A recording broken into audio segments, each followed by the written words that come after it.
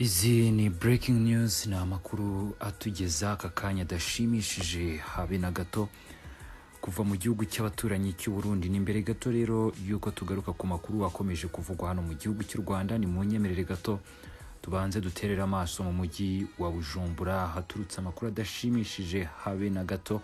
Ni amakuru avuga ko umugore bivuga ko ari mushiki wa Minisitiri w'Intebe Bunyoni amaze kurasirwa amasasu menshi cyane mu mujyi wa Bujumbura, ndetse nabyo tugiye kubanza kugarukaho ku buryo burambuye, ubundi tunakomereze ku makuru akomeje kuvugwa hano mu gihugu cy'u Rwanda. Ni amakuru aturuka mu gihugu cy'u Burundi agera kuri Rwanda Update, akavuga ko uyu mugore witwa Chantal Hatungimana biravugwa ko ari mushiki wa Minisitiri w'Intebe Arengiyome Bunyoni amaze kuraswa kuri uyu wa mbere tariki 27 Nzeri, ni muri aya masaha ya mbere ya saa sita, akaba arasiwe ahitwa Carama, ni mu majyaruguru ya Bujumbura.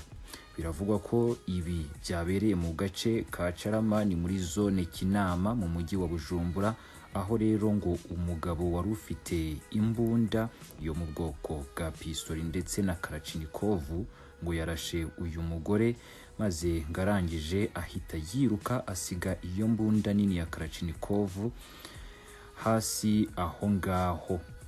Nkuko rero bigaragara ku rubuga rwa Twitter rwa SOS Media Burundi, munareba imbere yanyu, Chantal Hatungimana biravugwa ko ngari umuyobozi w'ishami rishinzwe gucyura abavuye mu byabo muri Minisiteri y'Ubutegetsi bw'igihugu, ngakaba yarashwe amasasu menshi mu nda, ariko ngo ntiyahise yitaba Imana, ahubwo ngako kanya abashinzwe ubutabazi bahise bahagera bamwirukankana kwa muganga.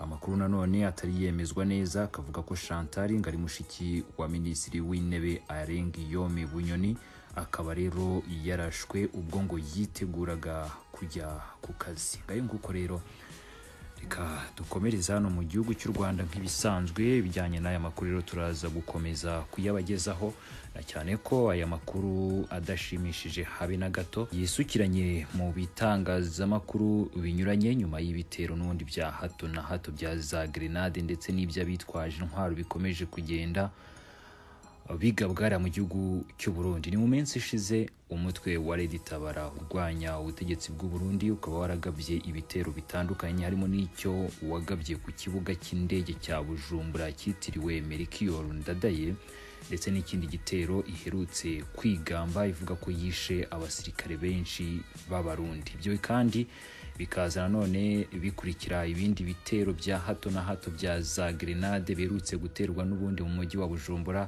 ndetse abenshi bakahasiga ubuzima, n'abarenga 100 bose bakaba bari mu bitaro, aho kuri ubu ngubu bari kwitabwaho na guverinoma y'igihugu cy'u Burundi. Ibyo kandi bikaza binakurikira ikindi gitero gikomeye cyane cyarashwe mu rugo rw'umukoroneri, ndetse agapfusha umugore n'abandi benshi bari muri urwo rugo bakahasiga ubuzima, abandi bagakomereka. N'andi makuru mu by'ukuri agaruka ku bitero bya hato na hato bikomeje kugenda bigabwa mu mujyi wa Bujumbura. Ngayo nguko rero ingengabitekerezo z'ubuhezanguni ziganisha ku iterabwoba na jenoside zigomba kuvuga no kugaragazwa hakiri kare, zigasenywa nta kujijinganya cyangwa se kuzuyaza. Kuri icyo ntidushobora kwihanganira kubikiramo politiki.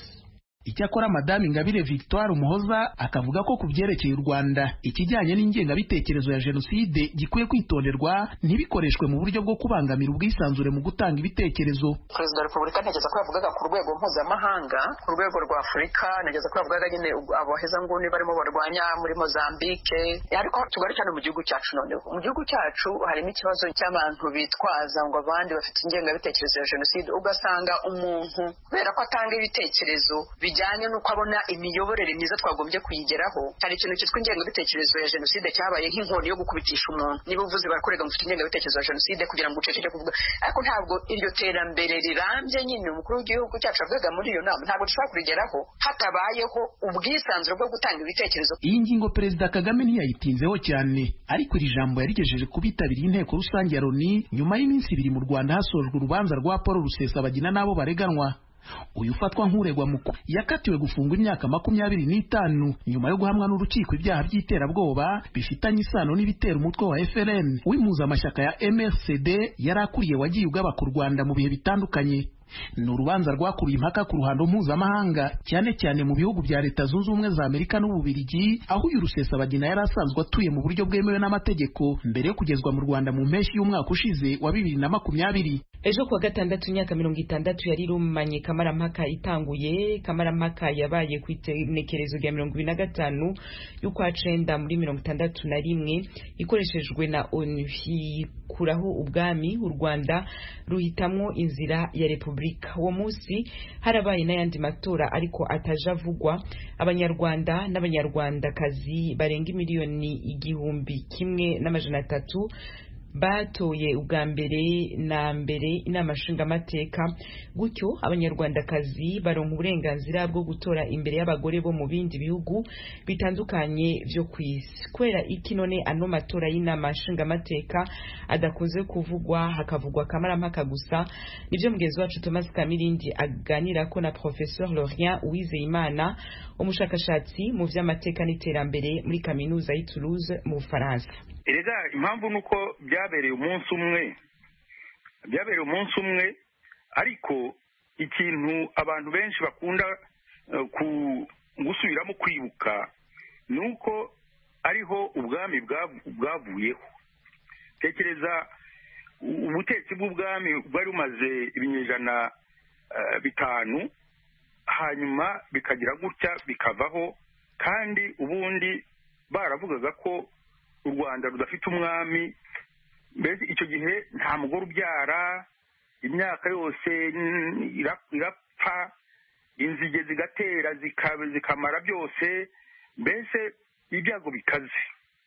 Noneho kuri iriya tariki ya 25 z'ukwa 9 umwami yavuyeho, ariko hari abantu benshi bari bafite ubwoba ati none abagore bacu batongera gusama, ati none inzige zatumara. Barebye babona nta kibaye.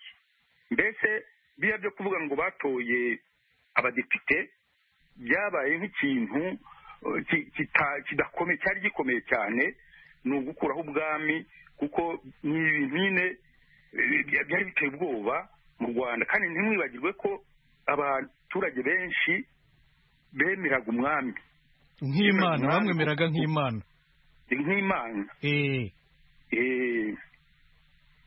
Ubwo rero mbese na mbere yaho hari abajyaga gutwika amazu bavuga ko boherejwe n'umwami. Uravuga muri kiriya gihe cyiswe revolution yo muri 59 n'ibyakurikiyeho kuva icyo gihe nyine cya 25 umwami, abantu babonye ko u Rwanda rushobora kubaho umwami. Nibwo bwa mbere urumva bavuga revolution, ni revolution iteye ubwoba. Revolution iteye ubwoba kuko abantu ntibemeraga ko bishoboka. Abaturage ntibemeraga ko bishoboka.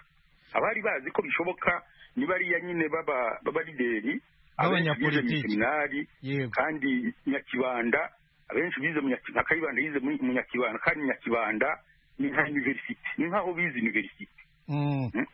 Abo rero bazi ko ubwami rwose ari ubutegetsi nk'ubundi. Karinga uriya Gitera mbere yaho muri kuwa 28 ukwa mbere Gitarama muri 61 naho ni 61. Yego. Nibwo Gitarama nyine arahaza aravuga ati Karinga ivuyeho.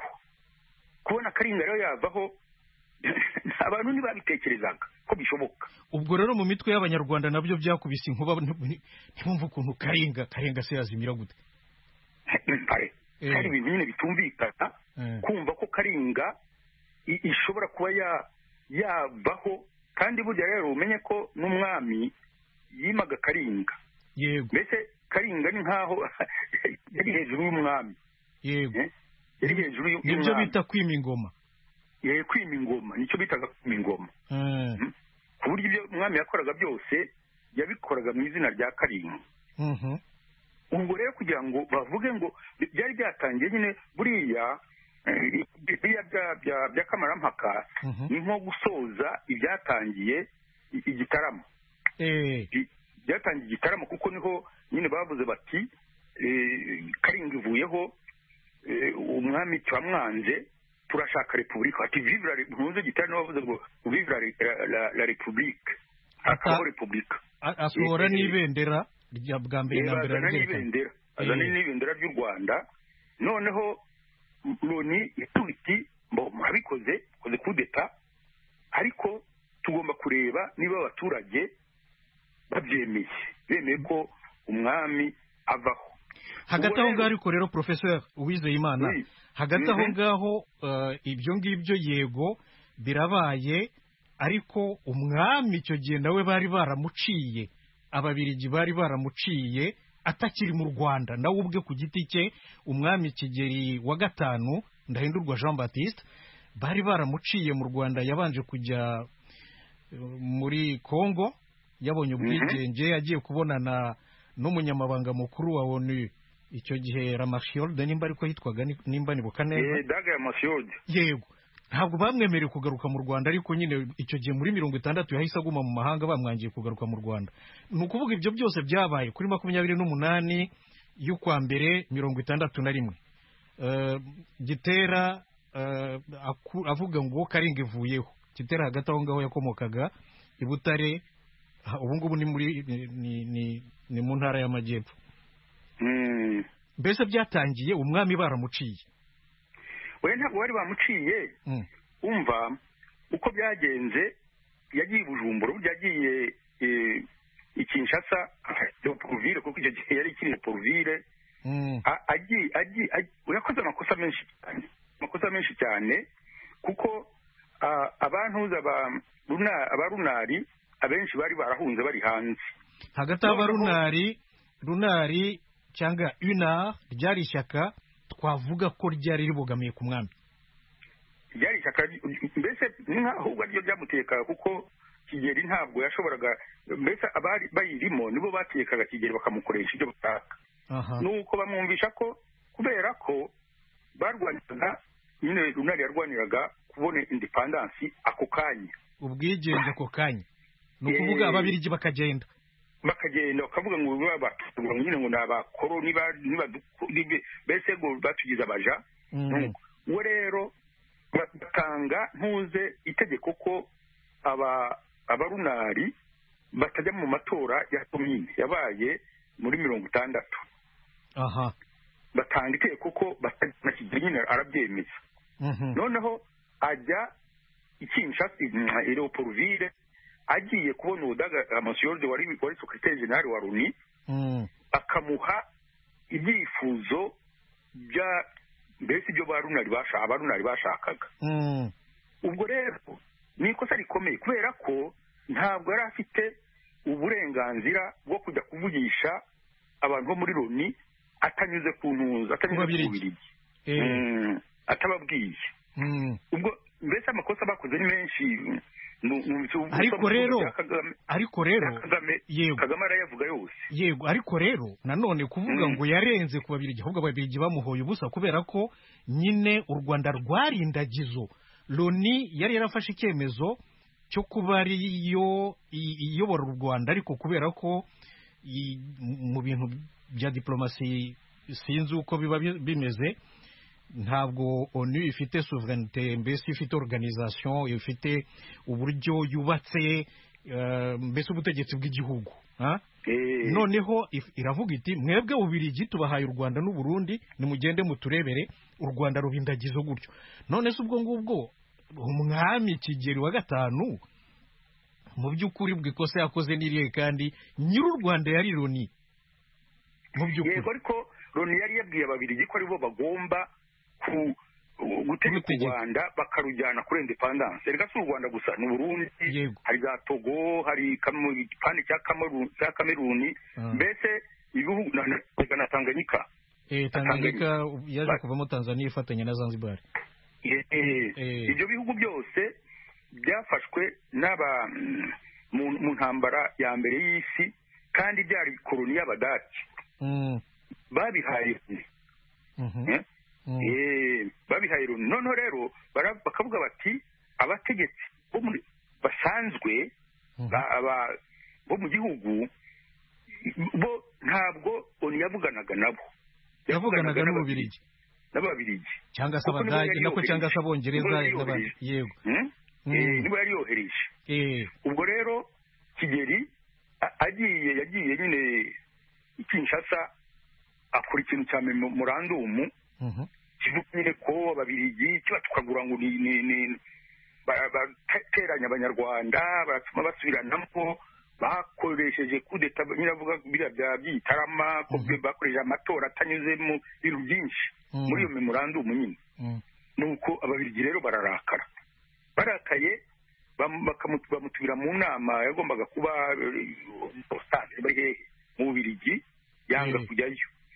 Noneho buri gihe agakora ibintu nyine kubera iyo porogaramu yo kubona independence ako kanya. Urumva rero ko iyo kubona independence ako kanya ni ukuvuga ko mu Rwanda nta cyari guhinduka, hari gukomeza uko byari bimeze mbere, ubutegetsi busanzweho bukagumaho. Ageze aho asanga yarakoze amakosa n'abari hanze nyine, urumva nabo baravugaga bati reka ntibabijyemo kubera ko buriya Kigeli yaramugiye mu Rwanda wasanga bamutwaye bakamukoresha ibyo dushaka. Ayo makosa rero barayishyuye kubera amatora ya komine yo muri 60 nyine. Professeur Laurent Uwizeyimana, reka mbanze nibutse abaduteze amatwi ko uri umushakashatsi mu by'amateka n'iterambere muri kaminuza ya Toulouse mu Bufaransa, kandi uri professeur emerite. Ni ukuvuga professeur emerite mbese ntabwo ukigisha buri munsi abanyeshuri, niko bivuga? Niko bivuga, yego. Mbibutse kandi nyine inshuti zacu ko iyi ngiyi ari radiyo Ijwi ry'Amerika ivugira Washington DC mu Kirundi n'Ikinyarwanda. Ni ikiganiro muri Isanga. Turi kuganira rero kuri kamarampaka yabaye mu Rwanda muri 61 n'amatora yabaye uwo munsi y'inteko ishinga amategeko ya mbere na mbere, hari ku itariki ya 25 y'ukwezi kwa 9 1961, umunsi uzibukwa ejo bundi kwa gatandatu. Nuko Professor, yego, wari urimo uvuga ko amatora y'amakomine ariyo yabanje, umwami atayashaka. Ongera utwibutse igihe yabereye. Bavuga ko rutajyamo. Ongera utwibutse igihe yabereye. Yabaye mu minsi ingahe 26 z'ukwa Kangahera, 26 z'ukwa 10 ukwa gatandatu bigera kuri 31 z'ukwa karindwi. Byamaze iminsi muri 60. Muri 60. Ubwo ayo matora rero urumva Runari ntabwo yagiyemo. Urumva ayo matora yashyizeho ba burugumesitiri ku buryo nta burugumesitiri n'umwe Runari yagize. Ubwo rero Kigeli yashatse kugira ahubwo yaragarutse anyura i Bujumbura, yabonye nyine ko Loni nta kishoboye. Yageze harabibona ko Loni nta kishoboye, aragaruka. Ariko ubwo ngubwo Ababiligi bari bamwishyizemo ku buryo Colonel Auguste yari abogamye.